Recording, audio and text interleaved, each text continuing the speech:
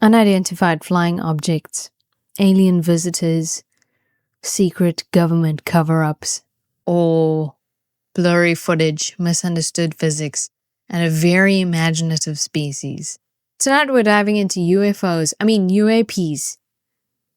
What they are, where they came from, and why we might be the reason they exist in the first place. Let's explore this.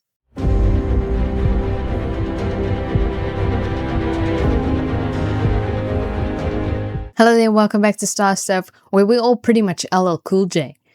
You know, learn and laugh at cool jokes. Is cool the right word? Okay, so most of us know a UFO is not an alien spacecraft or a flying saucer. It's not even necessarily that interesting because it just means unidentified flying object. If you see something in the sky and you don't know what it is, you've successfully discovered a UFO. That includes satellites, balloons, and that one time your neighbor bought a drone and immediately became annoying. Now, governments have recently rebranded UFOs to something a little more professional, UAPs, Unidentified Aerial Phenomena. Because apparently UFOs sound too much like aliens, and UAP sounds like a spreadsheet. The main point is most UFOs aren't mysterious, they're just misidentified. Like lenticular clouds that look like flying discs, satellites catching sunlight, aircraft viewed from weird angles, optical illusions, and sometimes just your eyes and brain having a minor disagreement about reality. The modern UFO story really kicks off in 1940. A pilot named Kenneth Arnold reports seeing strange objects flying near Mount Rainier. He describes them as moving like saucers skipping on water.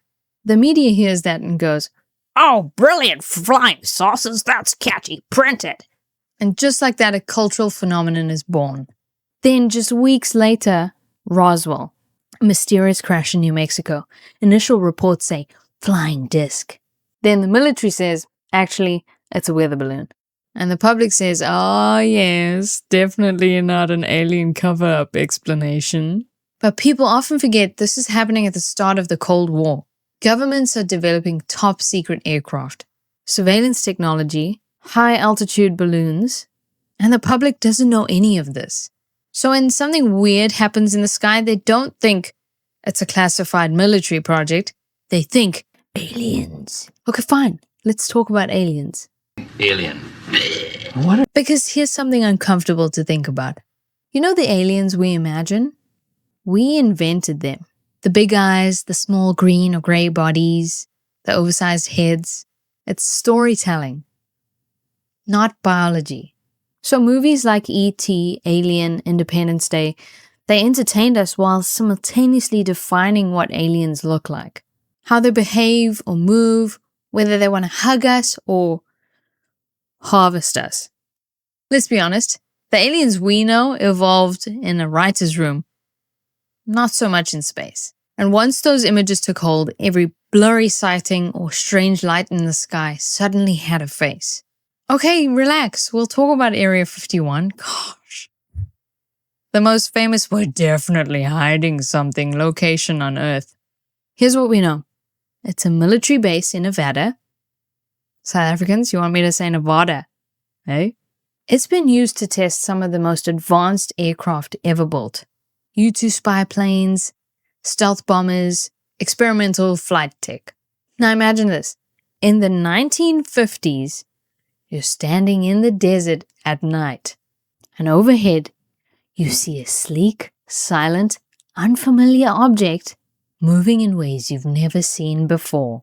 You don't know about stealth technology, you don't know about classified aircraft. So what's your conclusion? Aliens. Just like that, the secret military testing site becomes an alien hotspot. Fast forward to today, governments are now openly talking about UAPs. Reports, hearings, pilot testimonies. The internet hears this and goes, OMG. Finally, alien disclosure. But listen carefully to what's actually being said. We don't know what this is. That's it.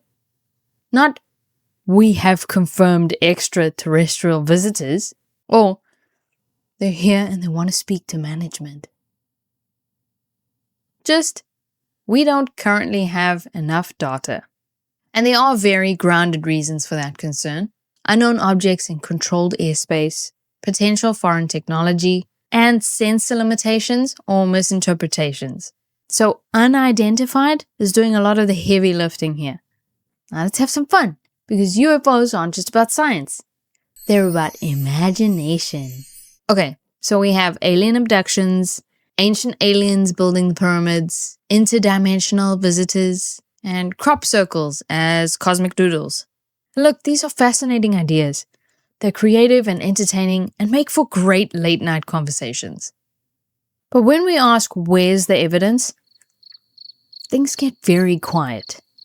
So what are we really seeing? Most UAPs fall into a few categories: misidentified natural phenomena, human-made objects, optical illusions, and sensor or instrument errors. And then there is a small percentage that remains unexplained. But here's a critical distinction. Unexplained doesn't mean unexplainable. It just means we don't have the information yet. The universe is vast. Trillions of galaxies, billions of stars in each. Statistically, life elsewhere is very possible. But blurry footage, secret aircraft, and Hollywood storytelling is interpretation, not evidence. Also, think about it. Imagine aliens that came close to Earth. They'd just smell us and be like, ew, and then pass by. Maybe one day we'll find something truly alien, something undeniable, and that changes everything. But until then, the most fascinating mystery right now might just be us. Thank you so much for watching. If you enjoyed the video, please don't forget to like and subscribe. Let's chat in the comments. What are your thoughts on UFOs and aliens? Do you agree with me? Do you not? I'm interested to know, because I might be gathering information for my home planet. I don't know. Cool beans.